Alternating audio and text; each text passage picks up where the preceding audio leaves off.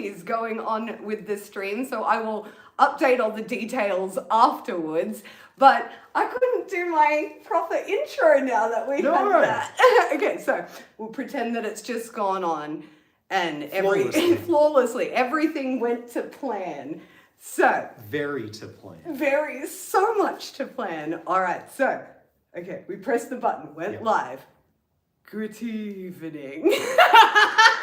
I couldn't even make it through the good evening, but that was going to be my mystery theatre introduction. So, hello, happy 1st of Spooktember. I've got my wonderful, wonderful husband, Lord Hart, with me because today we are going to be telling some spooky ghost stories to each other. And before anyone gets on my case, that I've covered up my husband with a sheet. This was his idea. I'm very camera shy. He's very camera shy and his handsome is just for me. Oh, okay, so 1st of Spooktember, very, very exciting because all of September is Halloween Eve, all of it. And I've started seeing the posts that come up going, damn kids, it's an American holiday. It's American. Like, I don't give an absolute.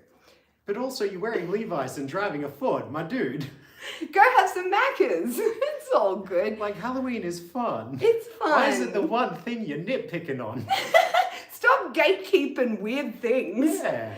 So, we're going to tell some spooky stories. So I thought I'll just start off with my two that are a bit blue balls. Why do I have so many blue ball ghost stories? Yeah, it's like something starts and then it just stops. And I'm like, good. It's anticlimactic. Then everyone has fantastic stories and mine are just like, yeah, this kid kept saying hello and then zipped off into the air. Alrighty, so the first story I am going to tell is about a place in New South Wales called Picton, and this particular town, it must be built. Actually, the cemetery there is also very haunted, so maybe they just come all from out of there, but I swear that entire town of Picton is ghost central. Yeah. There is a place there called Picton Tunnel. And all right, how did this go down? I was 17 actually, and it was, in the early days of the internet where forums were the most popular kind of. Them's was the days. Them's were the days. So it was me and two friends, and we found like this ghost hunting forum online, and it was fantastic because it was full of people who were like, oh, I'm always down for going for a ghost adventure or things like that. So we met up with these two guys and they could drive, which is fantastic. So I'm always a big fan of drivers, of drive. Good on you if you can drive. So we're proud of you. We're very proud of you. So we drove all the way out to Picton from the lovely inner west. So it's quite a distance out, probably about an hour or so. So we head there, it's dark, and we head straight to Picton Tunnel. And, okay, so everyone else, we got out of the car, we started going up to the tunnel, and everyone else was fully, gung-ho, and they're like, oh, this is amazing, I cannot, wait to, go into the tunnel, and, already starting to feel just a little bit kind of uncomfortable. Just a bit off.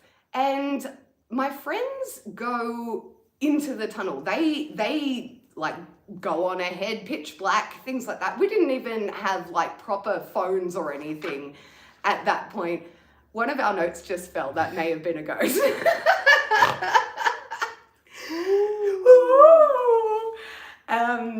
So the rest of the crew started going off into the tunnel. I approached the tunnel and stop, just dead. And this has happened a couple of times in my life, where I will just stop dead. And it's almost like a wall, like a physical wall is stopping me. And I remember looking down at the ground and there was a line, like as you entered sort of the tunnel, just a line in the dirt. And I could not cross it. There was nothing in me that could take a step further. Like, I just felt something didn't want me going into that tunnel. Everyone else was in there but me. I was just like, stopped dead. Like, I don't think I could have pushed myself a step forward. And then what happened was, so I did actually, over the course of that evening, begin to become quite distressed and, you know, because I couldn't go and do what everyone else was doing. But it was a straight tunnel, right? Yeah. And I looked down that tunnel and it was like there was a light that would have been cast if the tunnel was curving. But the tunnel did not curve. So at that point, I'm just kind of like, this is really unsettling. Really, really unsettling. They all were quite down the other end of the tunnel, and I remember them saying they could hear definite things down through the tunnel. So yeah, that was my blue balls experience of that. I did not go in. I felt everything. You were on the edge of a visual experience, but you didn't.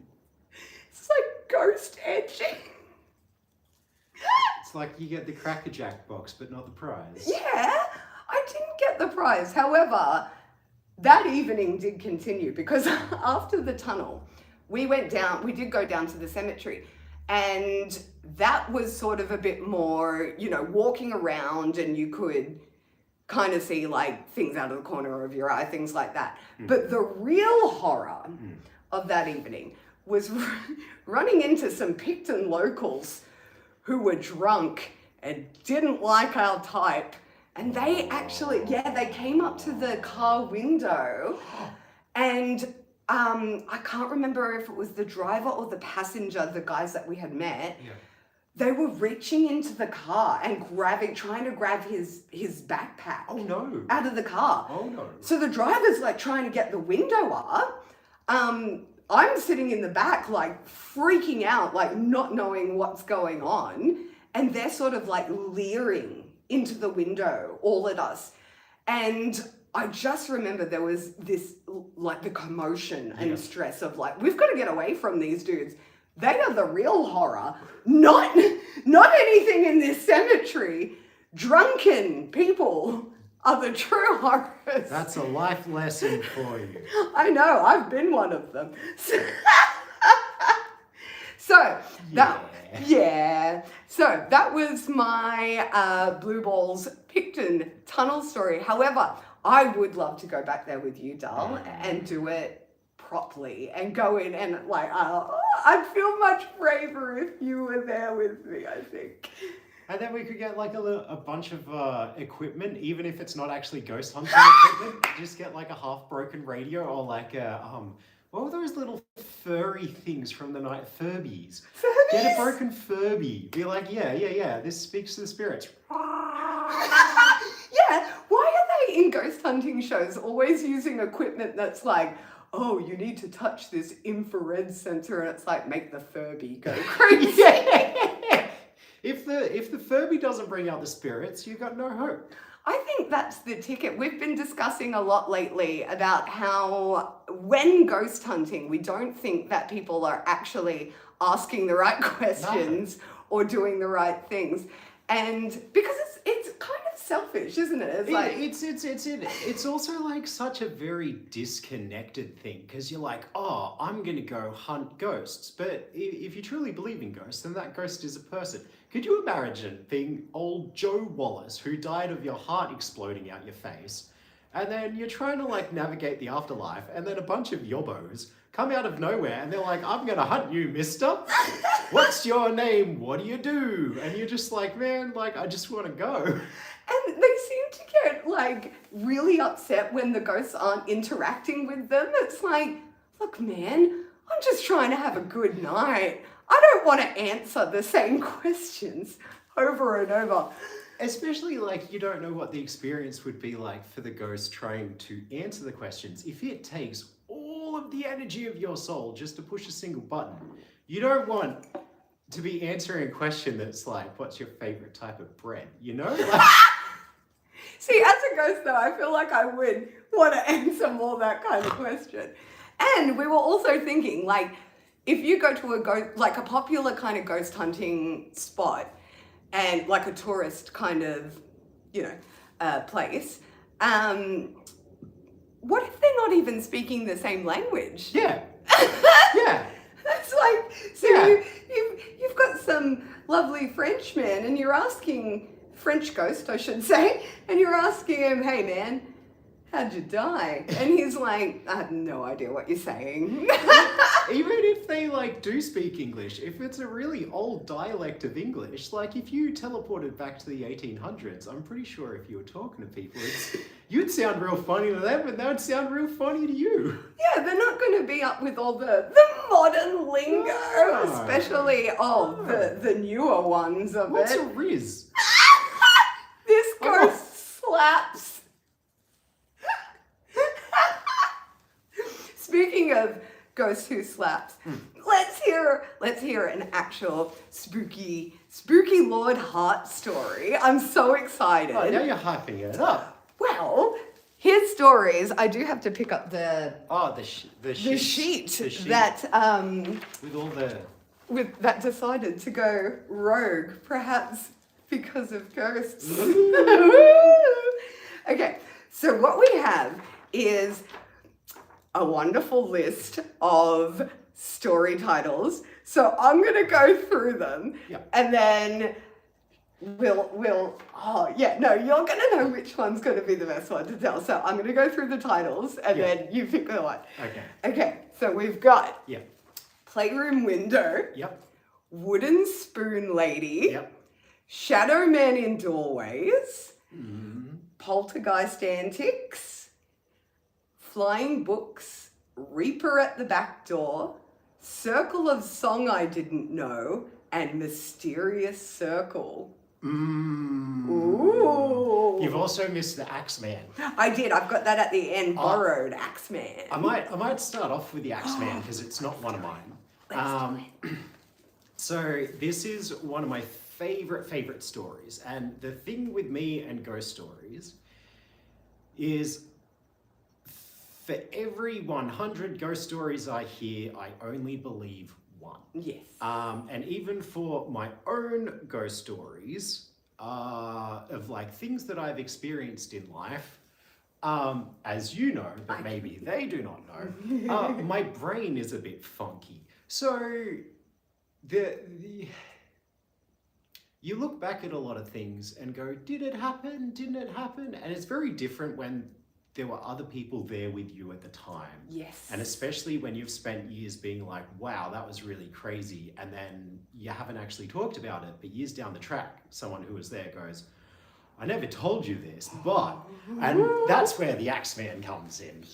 So this is a story of someone I used to be friends with, very good friends with. And the only thing that made me believe the story was later on. Well, I'll get to that later on. I'm not very good at this. You are very good at this. I'm so excited. Here we go. So the first time I ever heard about the Axeman story, so my friend was telling me there was this house that they used to live in.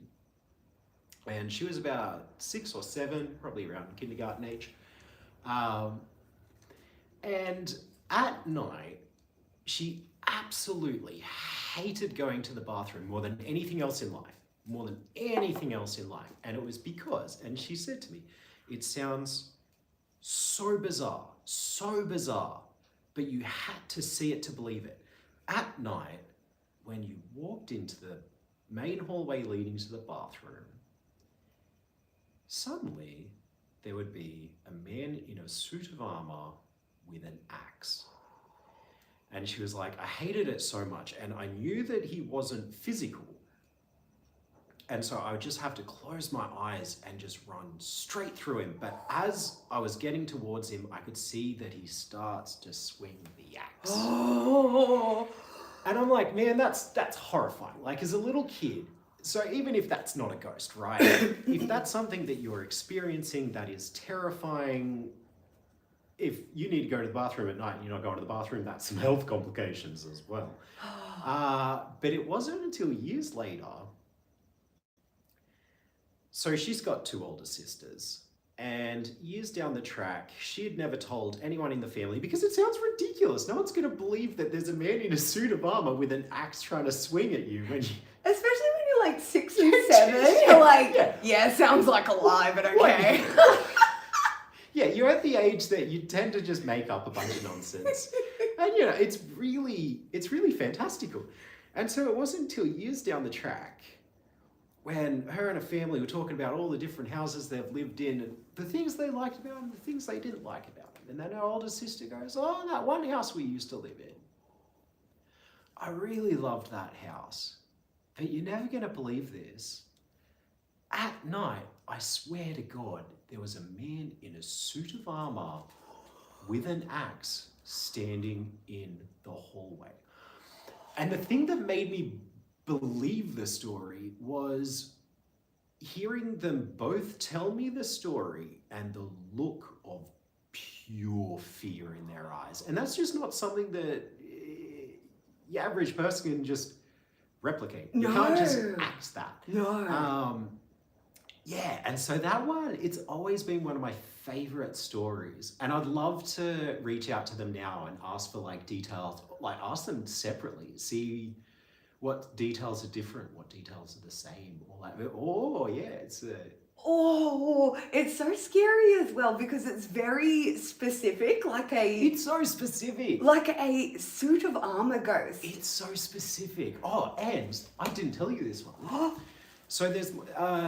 the older sister especially, she had a serious knack.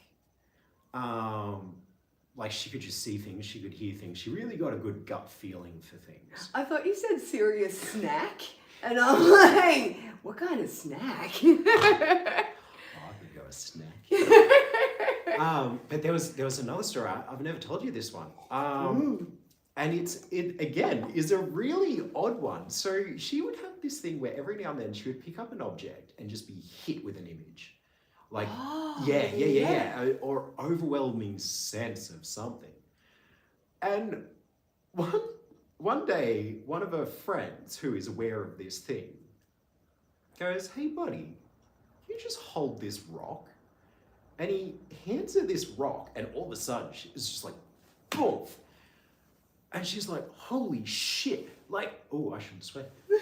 Sorry. Holy sheets. Holy shit. She was like, I just saw a man get speared. And he goes, yeah, I thought so. And then he takes the rock back. And I'm like, what? What? What? And there's just no more context to that. There's just, yeah. Holy like, shit. what? So bizarre. Do we know what kind of like rock it was, or just like a normal rock, or? I don't know. That's so It was like a large rock. Like it sounded like it felt weighty to hold. But it didn't seem like she didn't mention there was anything ceremonious about the rock. Like it didn't look like it had been shaped or formed in any way. Oh. But it was the fact that he went, yeah, I thought so. And took the rock back. He's like, no, I need my magic rock back now. My creepy rock. Oh, that is a spooky dookie. But it's also so weird that like, okay, so if someone died but they weren't killed with a rock, like you're seeing them be killed with a spear, what's the rock got to do with it? Right? I'm like, okay, what did he like fall onto the rock? Did the rock view? Yeah. What was happening? Yeah. And decided to catalog it? Do rocks just keep onto little secrets that they only tell specific people? Like, do you have to become a little rock whisperer? Oh! Yeah. But then, is a mountain a rock? Or is it many rock? If these mountains could talk. Oh, that was a spooky dooky one. Do rocks have ghosts? Oh. The real questions being asked here. They are. And if they're rock ghosts, do they take on the same qualities or do they get like extra additions? Like, I'd be pretty peeved if I was a rock ghost and still had to be a rock but just slightly less visible.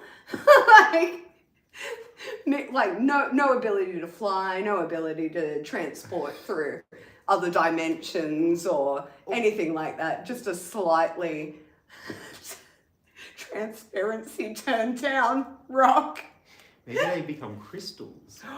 Ooh, what if diamonds are the ghosts of rocks? But what if rocks have a completely different belief system? What if it's like Christianity on its head? So it's like in Christianity, you go up to heaven and you go down to hell. But the rocks are like, if you're good, you go down to the magma. But if you're bad, you get yeeted into space. What if they're French rocks and you're trying to speak English? Oh, there's the lesson there. Stay on your Duolingo so you can communicate with ghosts and ghost rocks. Yeah, this hematite only speaks Aramaic.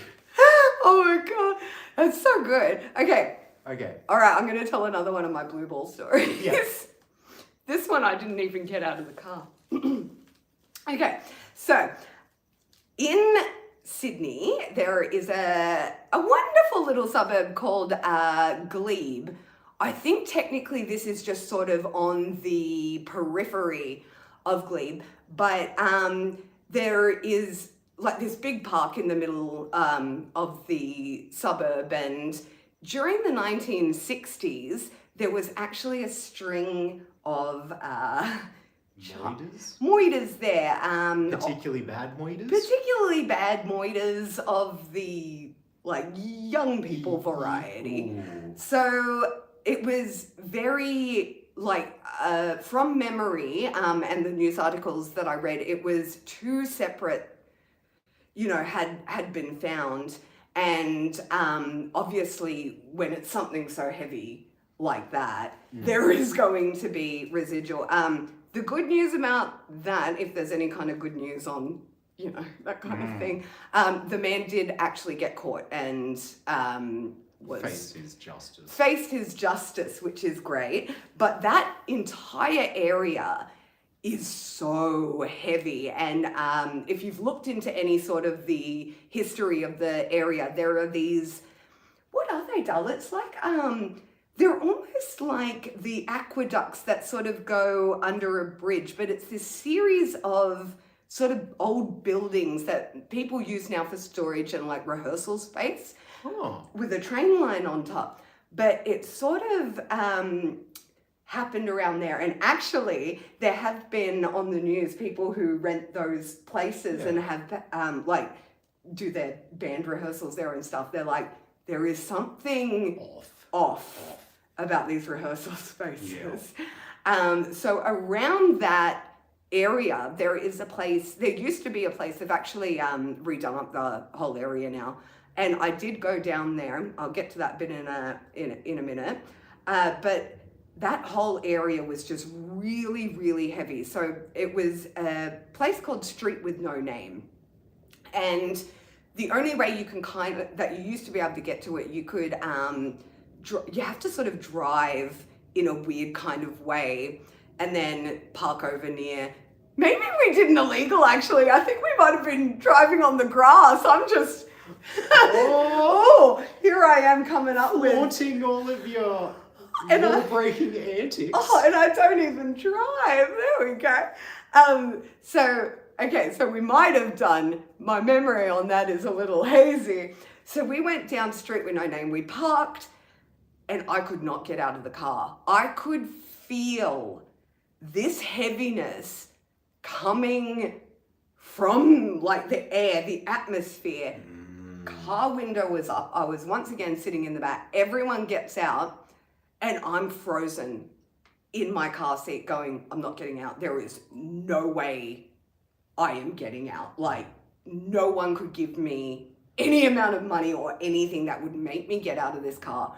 And there all walking around, like having a look at all the things, and I'm just feeling this absolutely heavy energy, and I'm like, we just need to go. This is not great. So once again, another blue ball story, because that didn't go anywhere and I didn't get out of the car.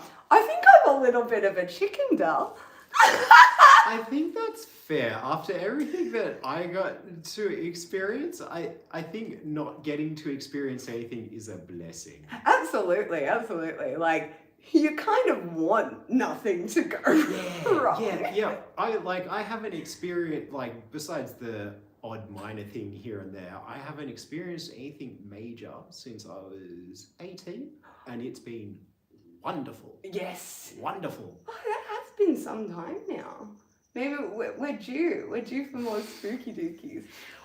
I'm okay with, like, a friendly spooky dookie. Like, if it's just someone walking around the house, you're just like, all right, that's cool. As long as no one throws anything.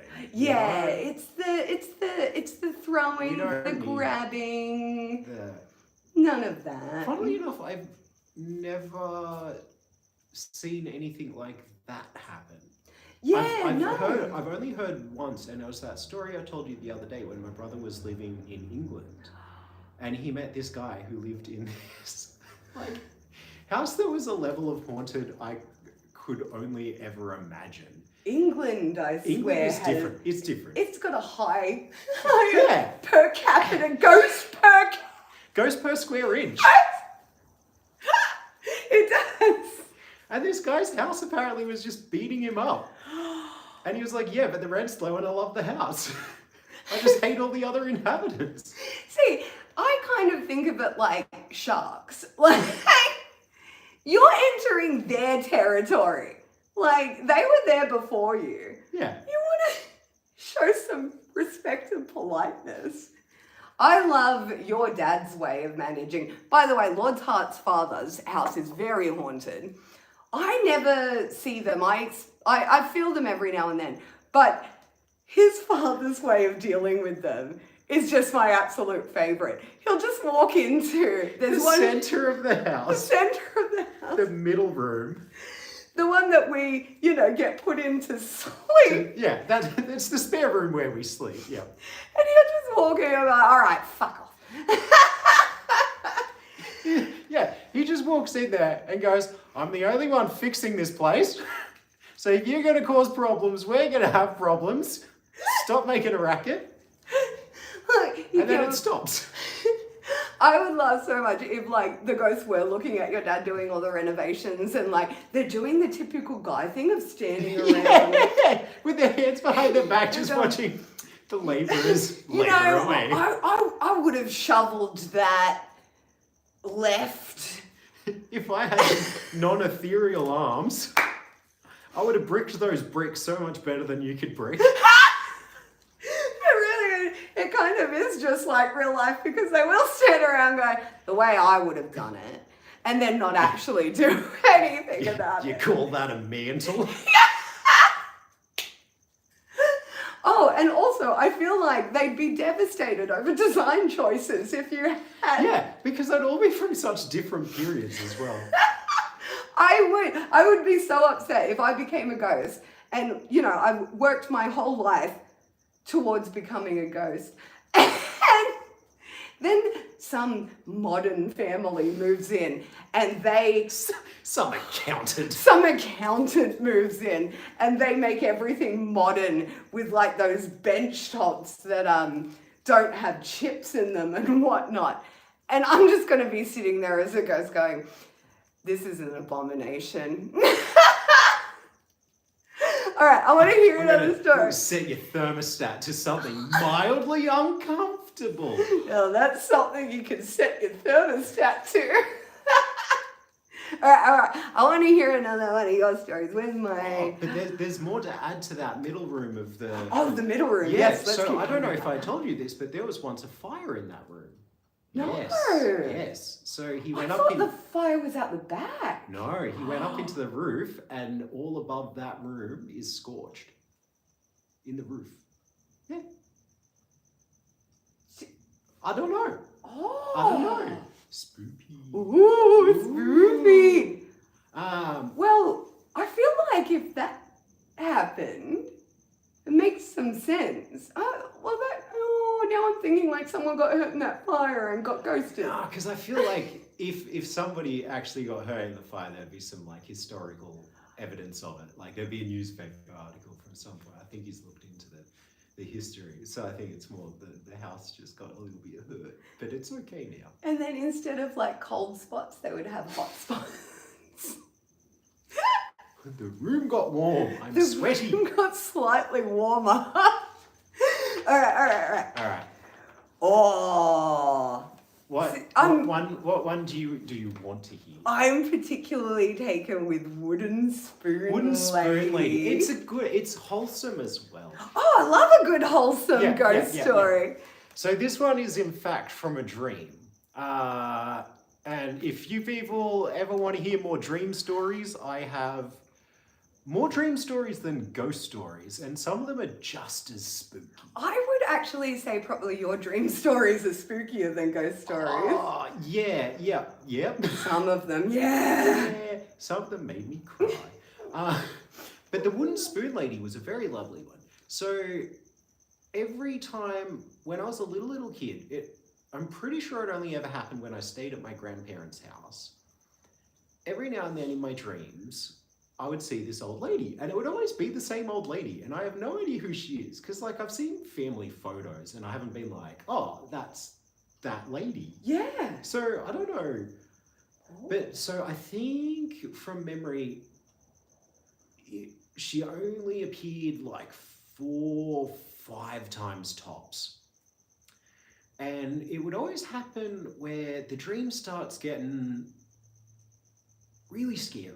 Like it really starts stepping into nightmare territory. And then she would just kind of come out of nowhere and just save the day. And, like she can whisk away all the bad things, and then she would take me somewhere safe. And so it was always so lovely seeing her. And it's that amazing, I always say there is no feeling like the feeling of relief. Yes. And seeing her was the biggest relief because you knew that you were safe. Yeah. And then I think one time when I was around 7 or 8 maybe, we were staying over there, and then I had a dream one night, and it was kind of set in my hometown. I mean, that's all I'd really seen. And sure enough, it gets a bit spooky, and there's all the baddies coming to get me, and then so she whisks me away to safety. She comes and saves the day. And then she stops and she looks at me, and she's like, I'm really sorry, but it's my time to go.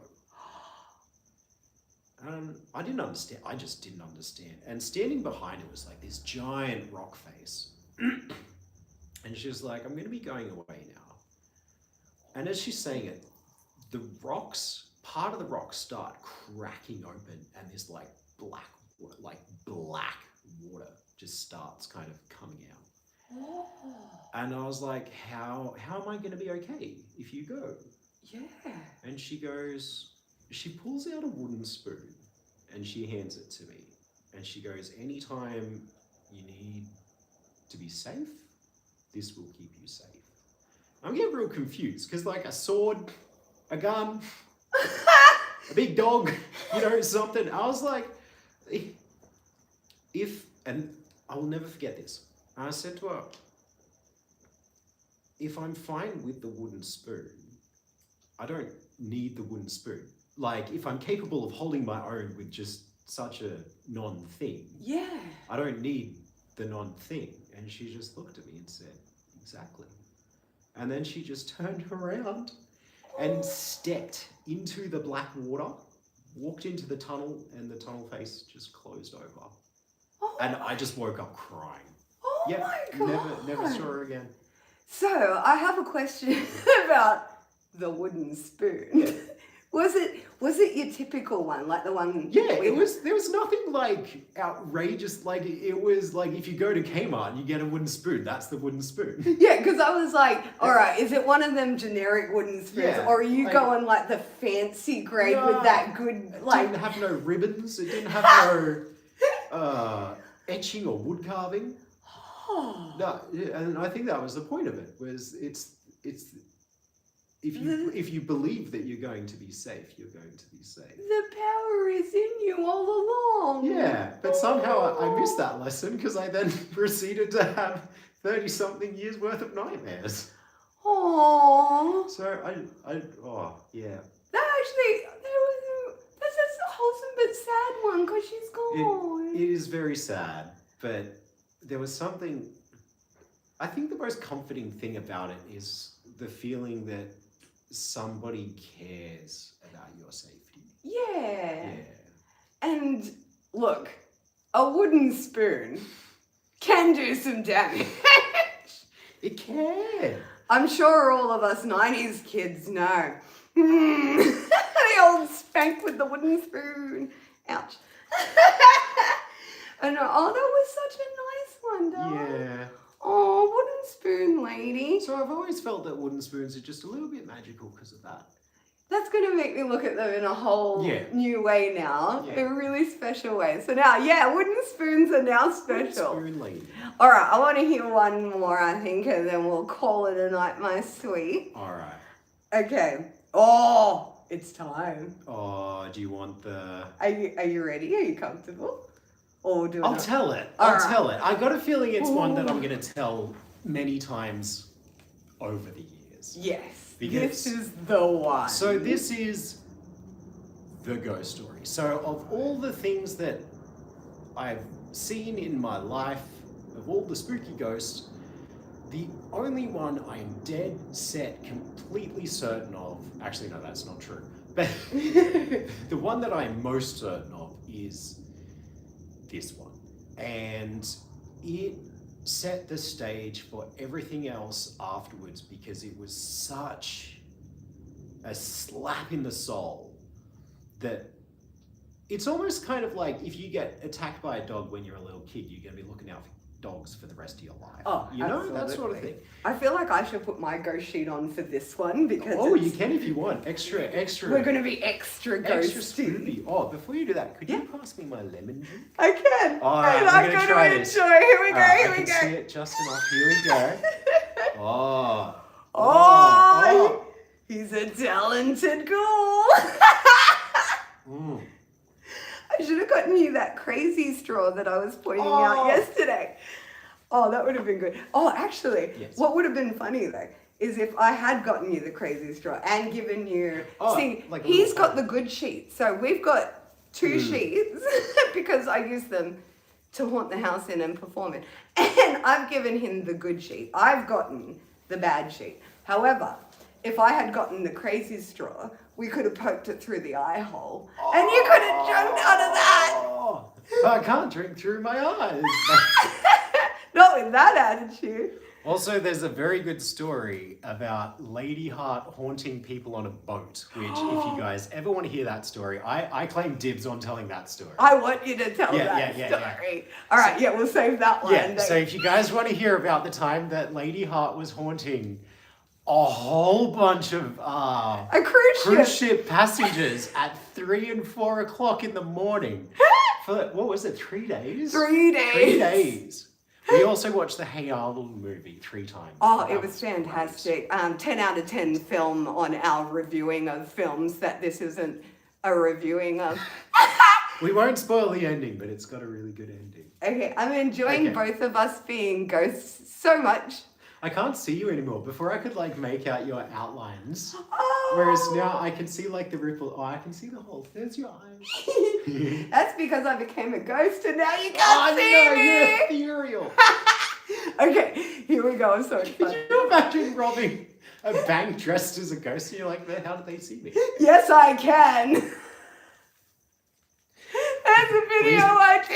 Please don't take that as inspiration. No. All right, here we go. Now Okay, we're okay. spooky ghosts. So, to set the scene, when I was younger, we had a bit of money. We were quite comfortable. And so my parents built a house that was huge. It had a 2-story chandelier, I want to mention. That's my Well, favorite. it had a chandelier. I wouldn't describe the chandelier as 2-story. The house was 2-story and it had a chandelier. But the size of this house is astronomical. And it's had even more added onto it now. And now I think it's got like 5 garages. Oh my God! It has 5 cars. Oh my God! Anyways, so there was an upstairs room that was quite large. Like it was a very large room, and it's made even bigger because I'm teeny tiny.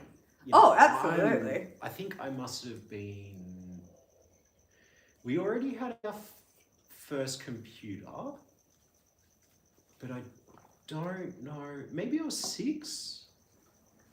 So you were little. Very little.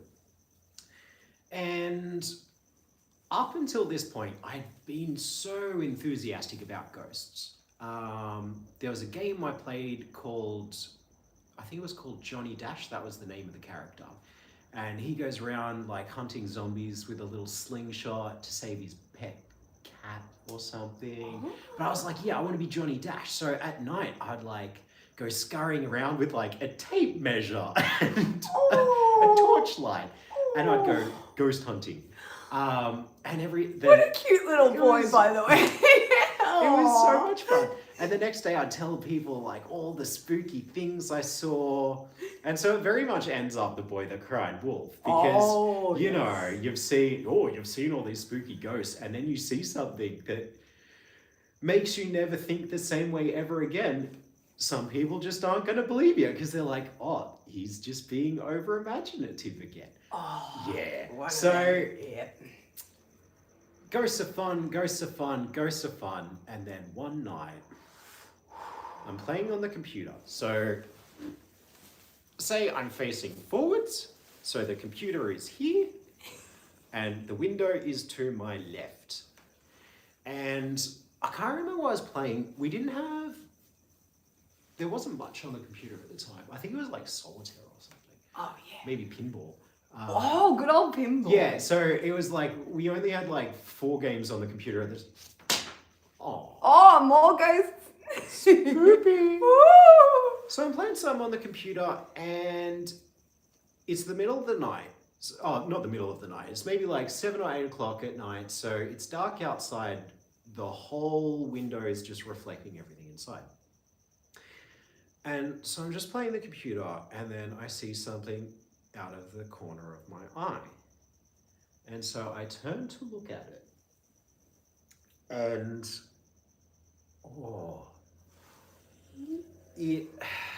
okay. Imagine someone has just had a very, very bad accident. A car crash. A very bad car crash. And then imagine them with many broken bones trying to walk from one side of the room to the other, and there's just, it's a mess. Mm-hmm. And like, you're at an age where you've never seen anything that visceral on TV before. You're not. Oh, yeah. Yeah, and so you're trying, like, I'm trying to work out what I'm looking at because I can work out the shape of a human. But what's going on? Like, why is he covered in blood? Why is his arm like that? Why is his leg like that? And so he's trying to walk, but he can't. Like, he's going forwards, but it's taking a lot of effort. And as soon as I saw it, so like I've turned and I've looked and suddenly I can't breathe. Like and I'd never felt flight or fight before. And my whole body just locked up. Like I cannot even, like it felt like there was electricity in my body, which I have felt, and it did feel like that level of locked up. And I want to scream, but there's nothing coming out. And eventually I managed to like break away and look behind me. And I felt, again, there is no feeling like the feeling of relief. Yeah. I look behind me and there's no one there. And I suddenly felt like I could breathe again, my body unlocked. And then I turned around and looked back in the window. And not only was he still there, but he was back where he started, trying to walk forwards. And all I remember after that is just running down the stairs as fast as I could. I don't. Ooh, oh, it's a moo-moo. We've got a moo-moo visitor. Oh, what? I don't remember the conversations that came directly afterwards. I remember some of the conversations a couple of days, a couple of weeks later. So originally my bedroom was upstairs. Mum had a sewing room downstairs. She got rid of her sewing room so my bedroom didn't have to be upstairs anymore. Oh. I never went upstairs. The next time I went upstairs by myself at night was so long later that somebody else was living in the house. Like, Mum basically went to visit them to see how they were doing because she'd become friends with the people that lived in the house like maybe 12 years later. Oh, that's amazing. You got to go back though. Yeah. And now one of my oldest brother's friends owns it. So I would love to go back and, but after, I became a lot more aware of it afterwards, but I started hearing footsteps everywhere. Everywhere. And it's not normal footsteps. It's a shuffle. Yeah, it's a space, space. And it's kind of like he's struggling to move forwards, And so for years and years and years and years, there were so many times where one time I was staying at my uncle's house. I think it must have been Christmas. And my cousin and her cousin were in her bedroom. Maybe 1 o'clock, 2 o'clock in the morning, I woke up thirsty, went and got a glass of water. I could see that her light was still on. So I went to a room, the bedroom door was open, and I went in. And they were like, "Oh, what have you been doing in the kitchen?" I was like, "Oh, I woke up thirsty, so I got a glass of water." And they're like, "Yeah, but what were you doing for the last 20 minutes? And I was like, No. I'm the only one that's been up for quite some time." Oh no. And my cousin's face went white. She was like, What are you talking about? And then my cousin was like, "Oh no, this just happens when he comes here." Oh. And as far as I know, the footsteps are still at Mum's house, which makes me very happy. But I think we know who the person is. Oh, wow. Yeah. Because one of the conversations that came up after it happened,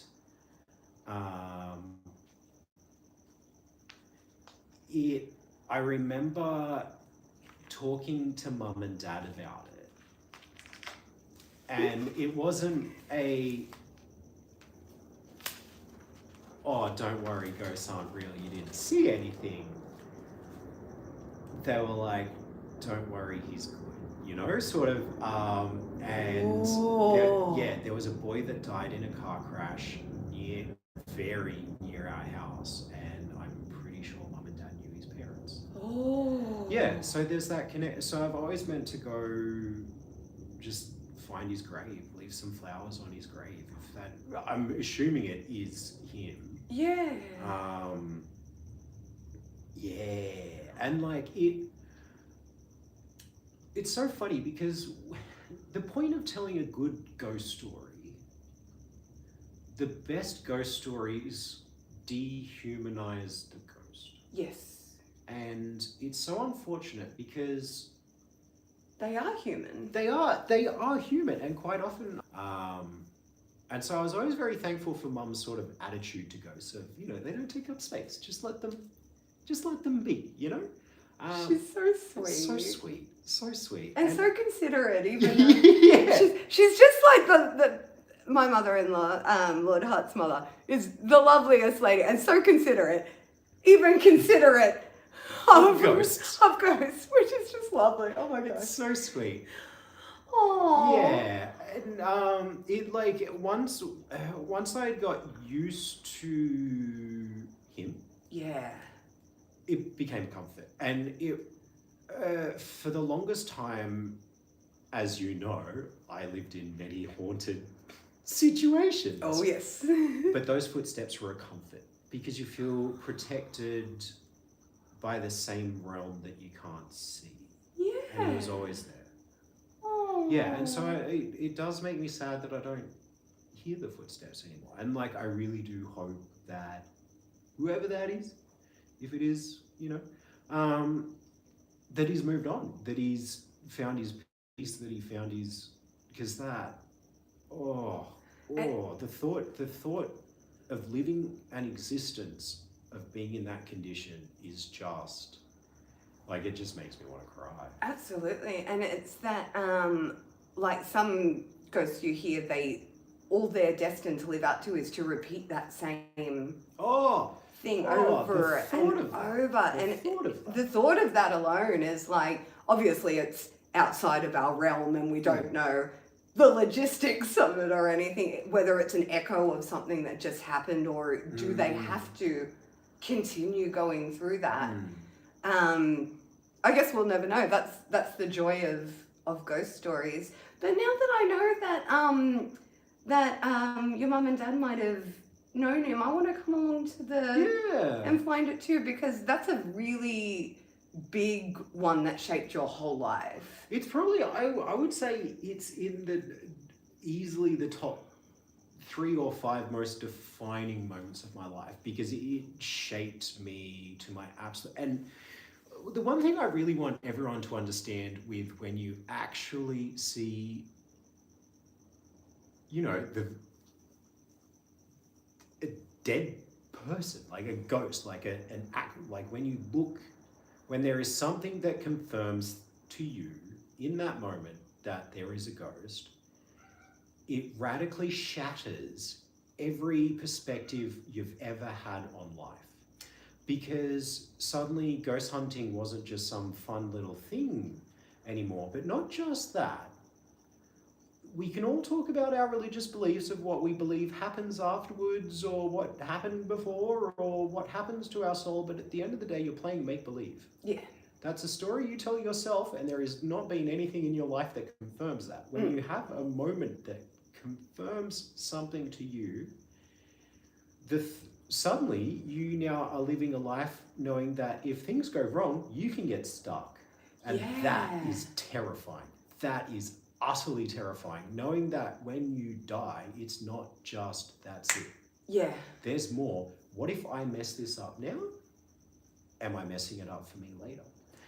And that's the big question, isn't it? Like, Huge. and I think that's why, like, there is such morbid curiosity with all of it, because it is a very human thing, because it is inevitable that we must move on. Yeah. You got to pay taxes, you're going to die.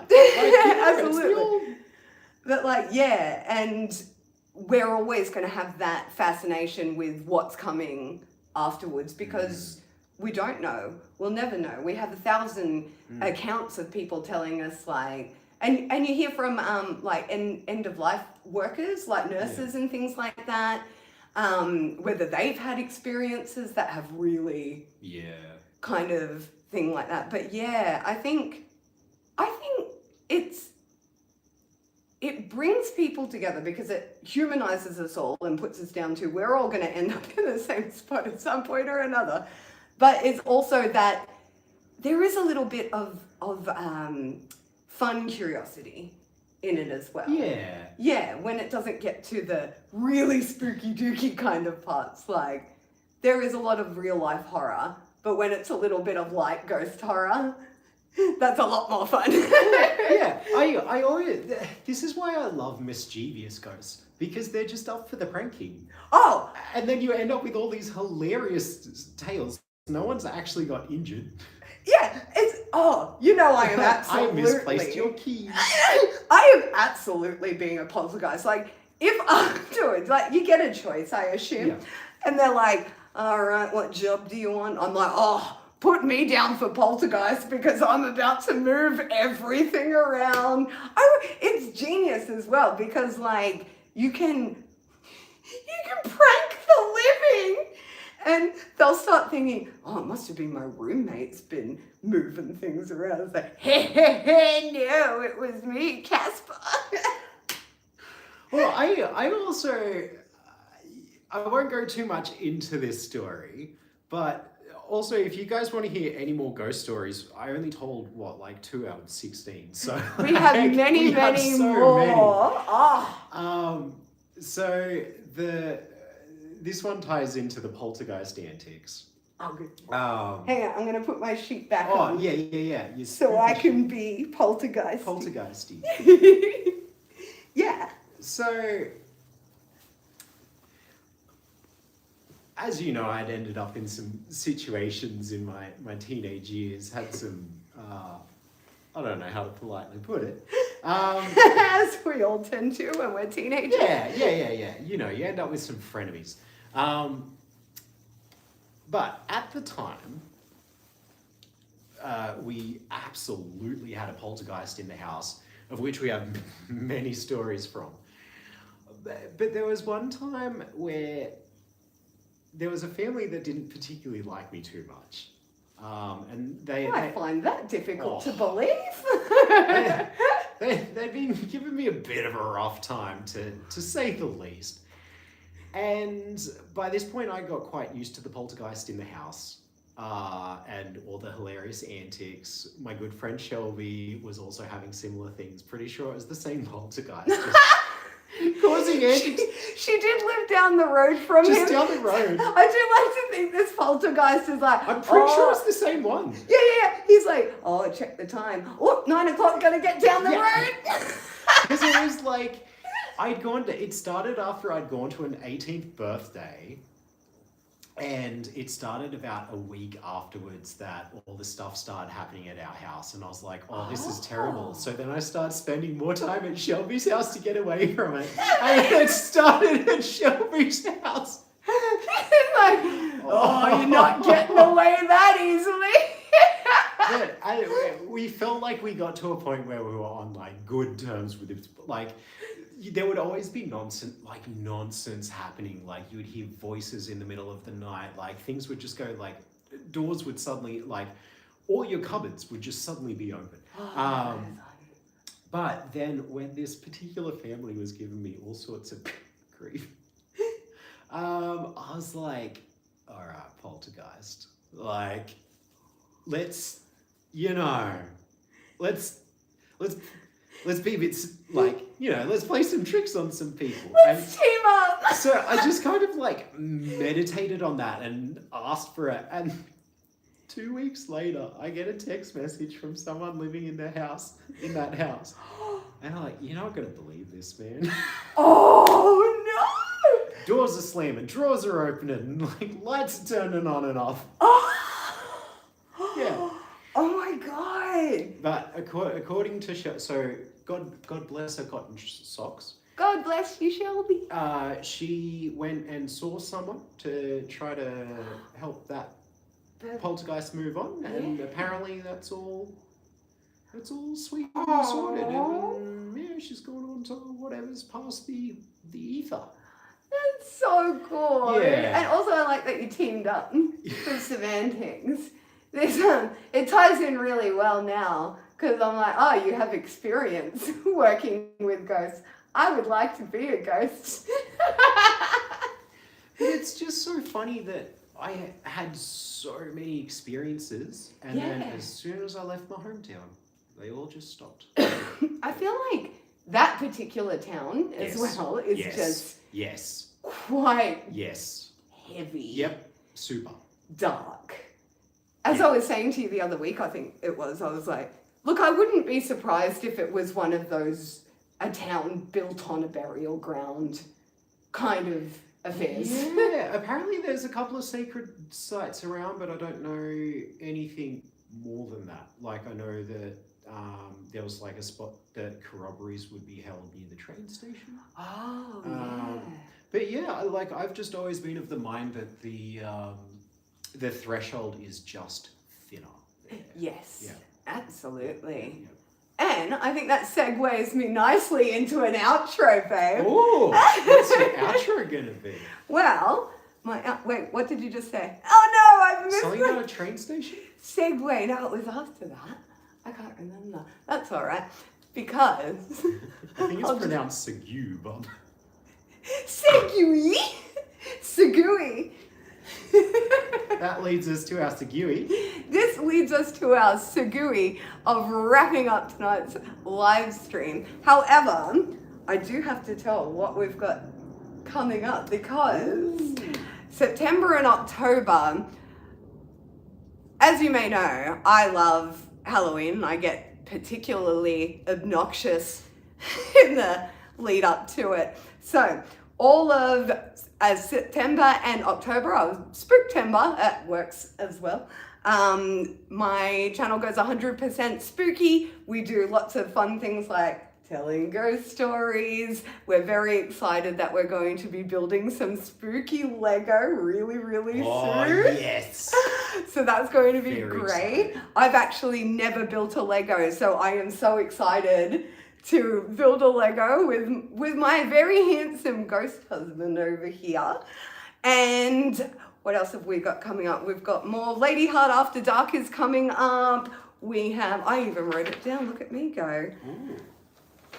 And definitely, of course, the most important thing, yes, I'm taking you all more shopping, code orange. Oh, yes. So this is what I actually do every year. I save up all year for Halloween and I take myself on all these little shopping expeditions and see all the products and things like that. And it's just something that I absolutely love. Even if I'm not purchasing anything, I just love to window shop and see and look at all the Halloween goods. So yeah, now you're coming shopping with me. So so we had tons and tons of awesome things. I've got ghost sheet in my eye. Oh, no. I know, I got Ectoplasm. ghosted. Wait, have I put the dots on the wrong side? No, they're the right way. Okay. I just poked you in the eye. So we have absolutely the best stuff coming up for September and October. I don't care if no one watches. I'm going to have the best time. Yes. And I'm going to do it with my lovely love over here. So thank you, no one, for joining us. We did it, babe. We did it. I also, can we just give Lord Hart about 1 billion points for staying in the ghost sheet for the entire time? And it was his choice. So again, I'm not look, how messed up does it look? It's like, babe, be in my live stream. But your wear a face sheet. can't be on It's it. like putting a paper bag on someone's head. No, I actually, so for those that don't know, anyone that's lived with me knows this, I actually do better when I'm cocooned in a sheet. He does. And the more you know. He does actually do very well when he's cocooned in a sheet. Maybe this is the trick, babe. We'll just cover ourselves in sheets every time we're scared now. I did for most of my life. There we go. We've conquered fear. It's like, you know that book, Feel the Fear and Do It Anyway? I'll save you a read. Put on a ghost sheet and deal with it. Alrighty, hang on, I want to put on my back one more time. One more time. The sheet back on so we can say goodbye. There's spoopy ghosts. We're spoopy ghosts. It's skeleton season. It is skeleton season. Spoopy, scary skeletons. Okay, so now we can hold ghost hands. Oh, where is it? There it is. There we go. There we go. Well, thank you so much for listening to our ghost stories. I hope you enjoyed it. I was going to I was going to do some crafts while we were doing this, but we had technical issues at the beginning. So many. And whenever my lovely husband just talks away, I just want to sit and listen and not create anything, so that's all good. There is always going to be time when I'm making something. You're always making. So now I get to do my outro. Oh, you can do the little bit of the, after I say my little outro, you can jump in and say your name. You ready? Okay. I've completely forgotten my. I have been Lady Hart. And I have been Lord Hart. And you have been an audience. See you next week. Go shoot waving is the best.